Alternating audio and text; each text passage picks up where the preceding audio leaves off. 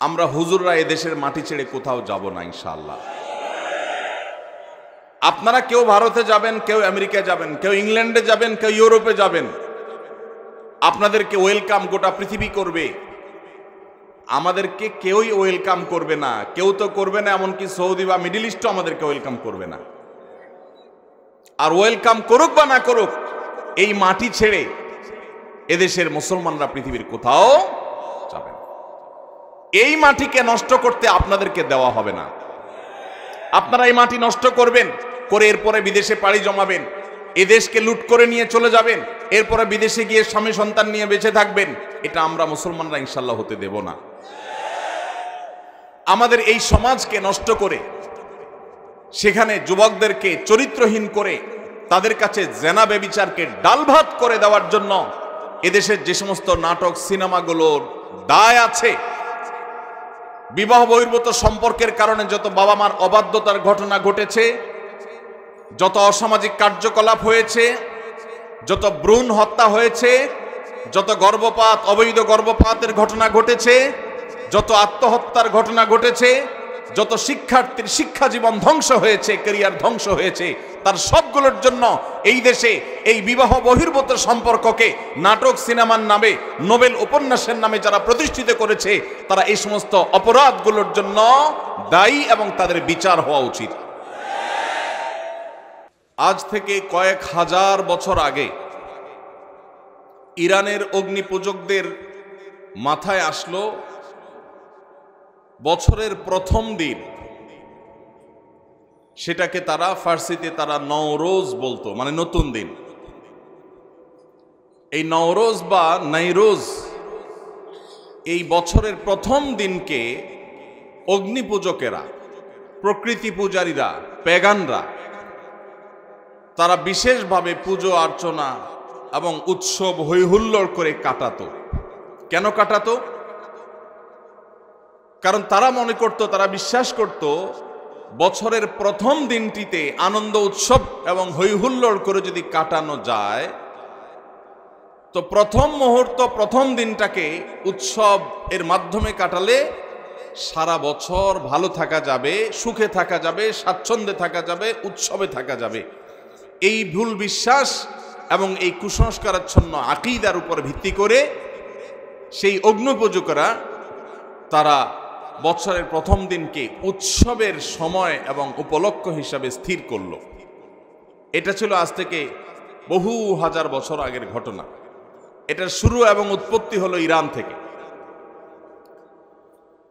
এরপর বহুকাল পর খ্রিস্টানরা এই কালচারটাকে ধারণ করল। তারা তাদের যে খ্রিস্টীয় বর্ষ, সে খ্রিস্টীয় সন বা সালকেও তারা ওই অগ্নিপূজকদের যে সাল ছিল, সন ছিল, সেটার মতো করে এটার প্রথম দিনকে, প্রথম মুহূর্তকে তারা উদযাপন করা শুরু করলো। আজ সেই উদযাপন আমাদের মুসলমান সমাজেও এসে পড়েছে। তার নাম হলো 31st নাইট। এই 31st নাইটের এই কালচার, এটা এসেছে অগ্নিপূজকদের কাছ থেকে, খ্রিস্টানদের ঘাড় হয়ে এখন সেটা মুসলমানদের সমাজেও বসবাস করছে, টিকে আছে। 31st নাইটের যে কালচার এবং সংস্কৃতি, এই সংস্কৃতির মূল থিমটা হলো সেই অগ্নিপূজকদের থিম, অর্থাৎ বছরের প্রথম মুহূর্ত,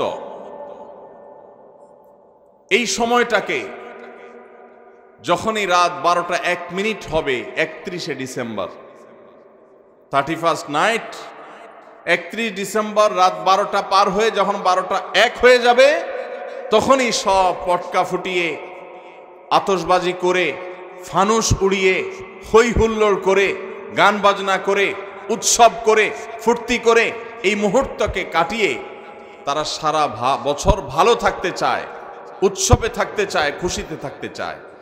এই চিন্তাধারা, এই ধ্যান ধারণা এসেছে অগ্নিপূজকদের কাছ থেকে। আমরা মুসলমানের সন্তান, মুহাম্মদুর রাসূলুল্লাহ সাল্লাল্লাহু আলাইহি ওয়াসাল্লামের উম্মত, তার অনুসারী।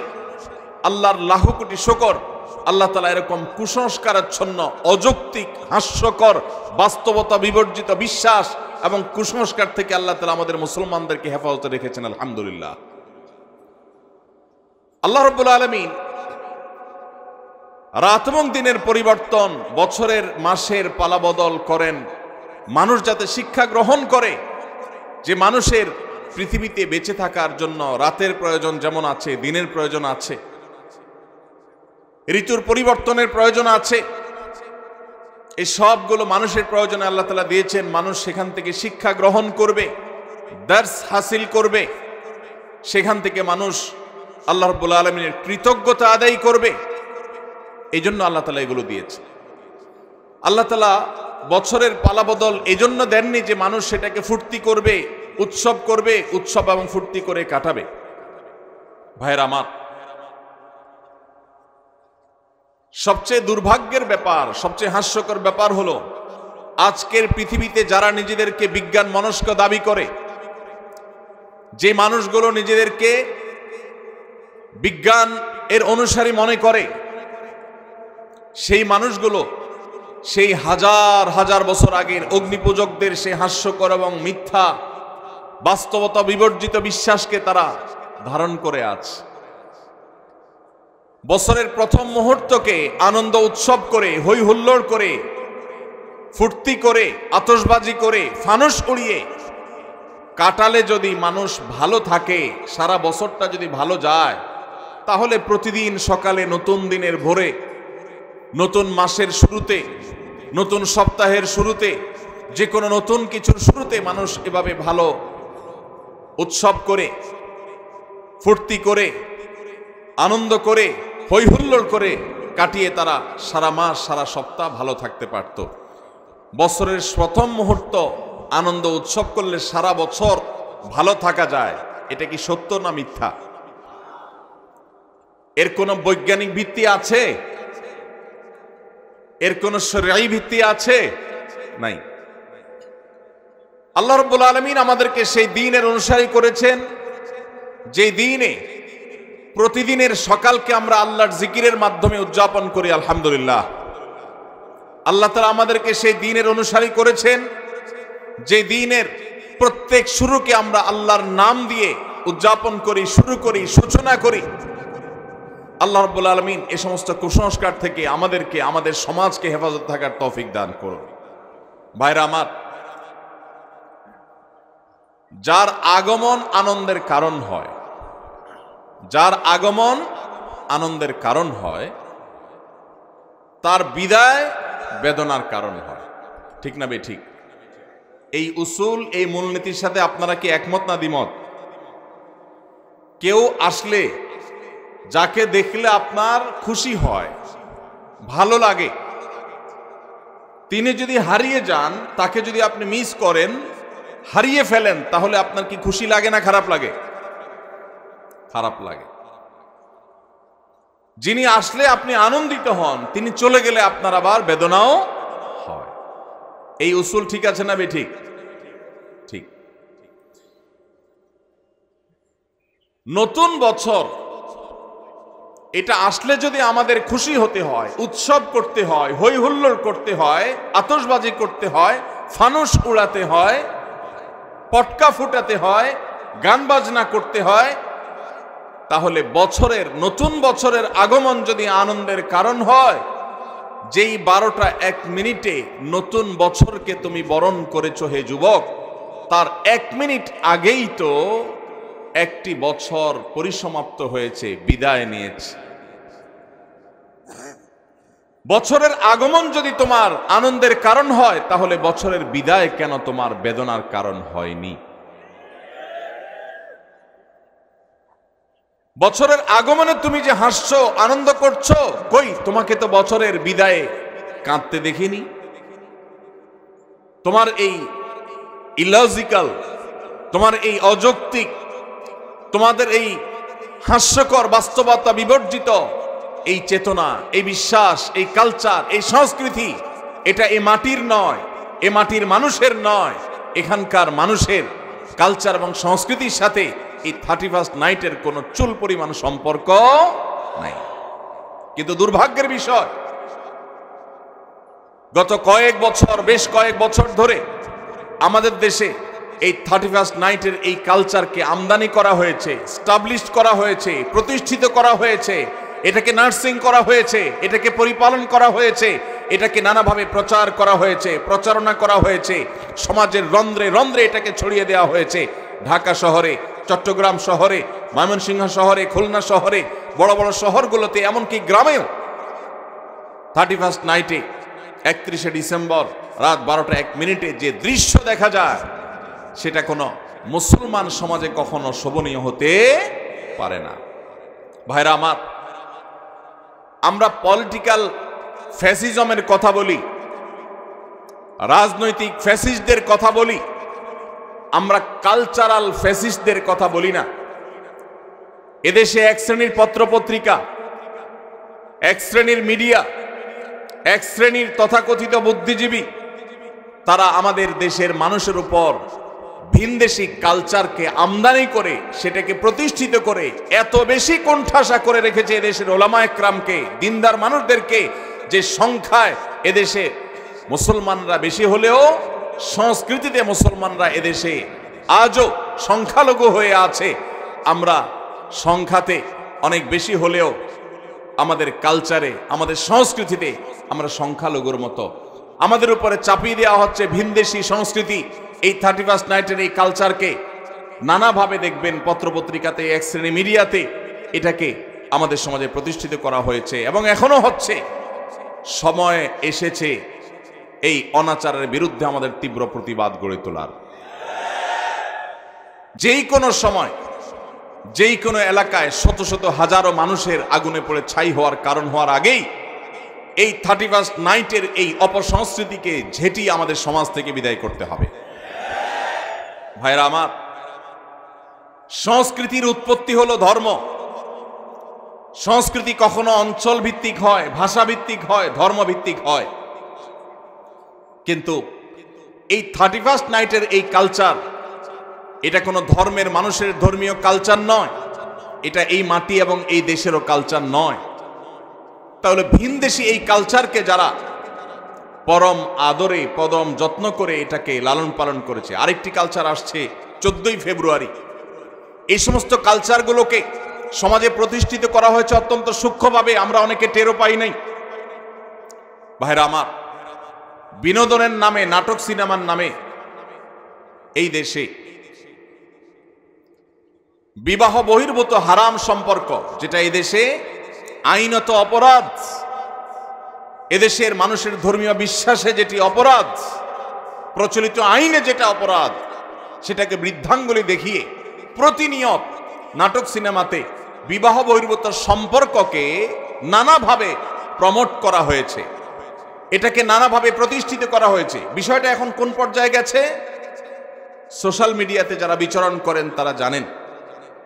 বিষয়টাকে এমন পর্যায়ে নিয়ে যাওয়া হয়েছে যে আজকের ছেলেমেয়েরা, মুসলমানের সন্তানরা বফ গফ, বয়ফ্রেন্ড গার্লফ্রেন্ড বলে পরিচয় দিতে ন্যূনতম কোনো হেজিটেশন, ন্যূনতম কোনো অস্বস্তি বা ন্যূনতম কোনো লজ্জা বা কুণ্ঠা বোধ করে না। স্বামী স্ত্রী পরিচয় দেওয়াটা মানুষের জন্য যেমন স্বাভাবিক ব্যাপার, তার চাইতেও বেশি স্বাভাবিক হয়ে গেছে এখন এই তথাকথিত বফ গফ এই পরিচয় দেওয়াটা। এই জিনিসটা এমনি এমনি হয়ে যায় নাই। এই সমাজের শত্রুরা যারা কিছু হলে বিদেশে পাড়ি জমাবে, সরকারের ঊর্ধ্বতন কর্তৃপক্ষের সাথে বসা এক বৈঠকে বলেছিলাম, দেখেন ভাই, কিছু হলে অনেকে চলে যাবে ভারতে, অনেকে চলে যাবে আমেরিকায়, আমরা হুজুররা এদেশের মাটি ছেড়ে কোথাও যাব না ইনশাআল্লাহ।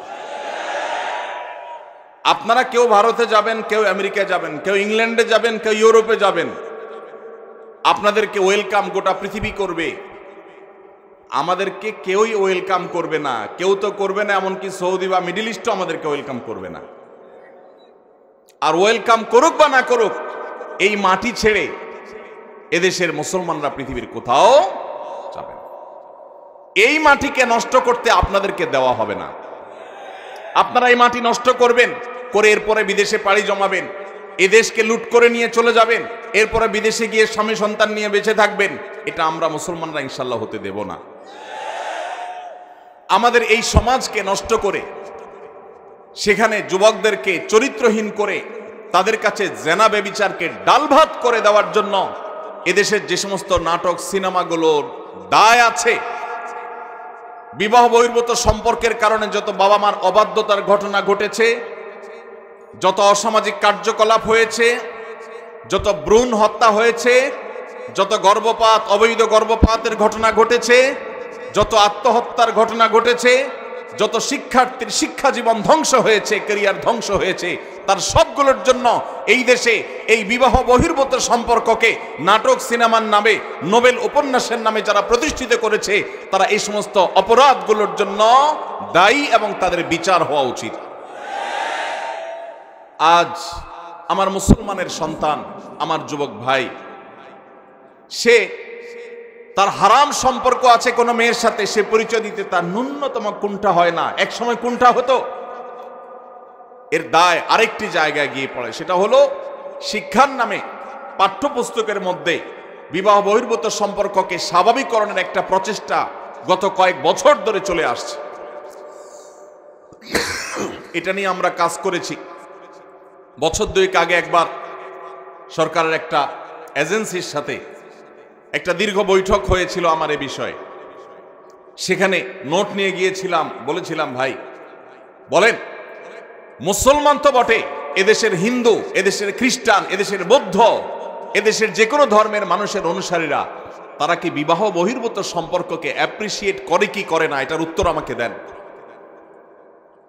এদেশের সকল ধর্মের মানুষ বৈবাহিক উপায়ে তারা সংসার করতে, পারিবারিক ব্যবস্থাপনা গড়ে তুলতে তারা অভ্যস্ত। এই কালচারটাই হলো এই মাটির কালচার।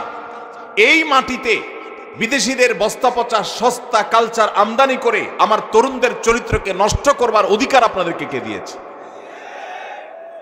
দুর্ভাগ্যজনক হলেও সত্য, আজ পাঠ্যপুস্তকগুলোতে শিক্ষার নামে আমরা দেখেছি গত বহু বছর ধরে আমাদের তরুণ তরুণীদেরকে, আমাদের কিশোর কিশোরীদেরকে অবৈধ সম্পর্ক করবার জন্য তাদেরকে নানাভাবে প্ররোচনা দেওয়া হয়েছে, তাদেরকে নানাভাবে উৎসাহিত করা হয়েছে।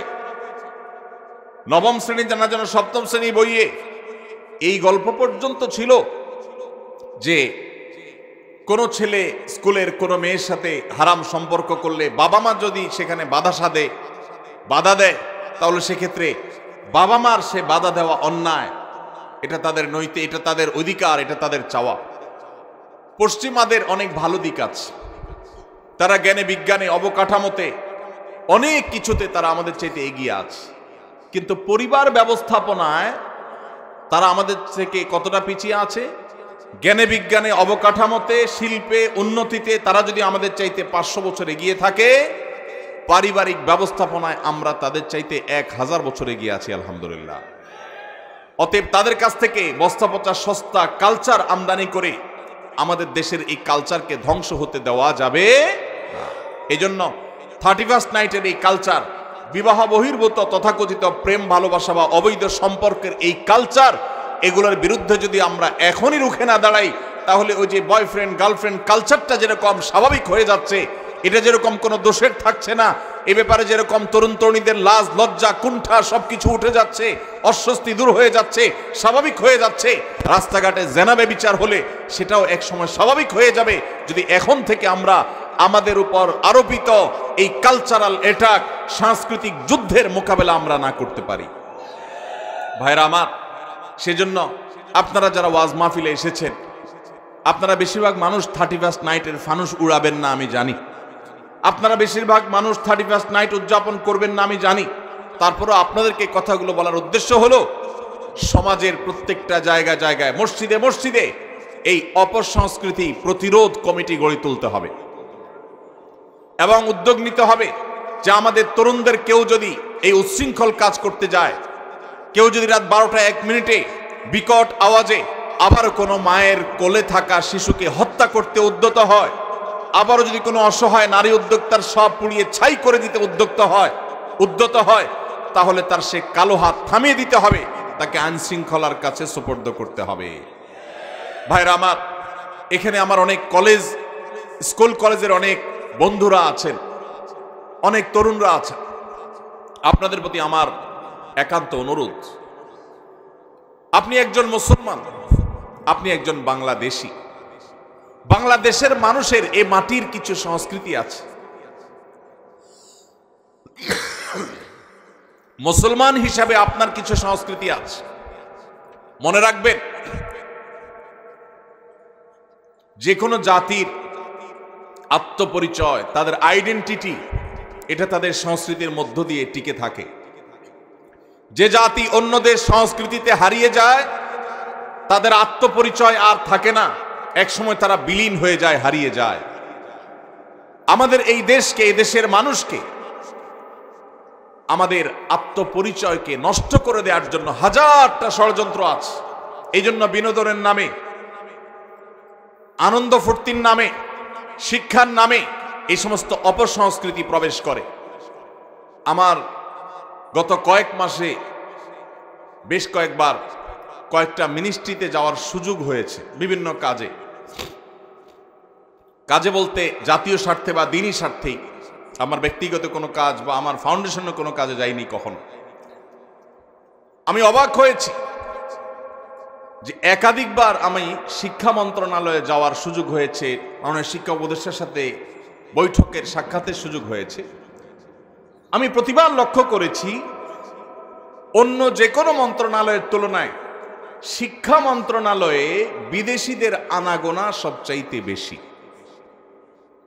ওয়েটিং রুমগুলোতে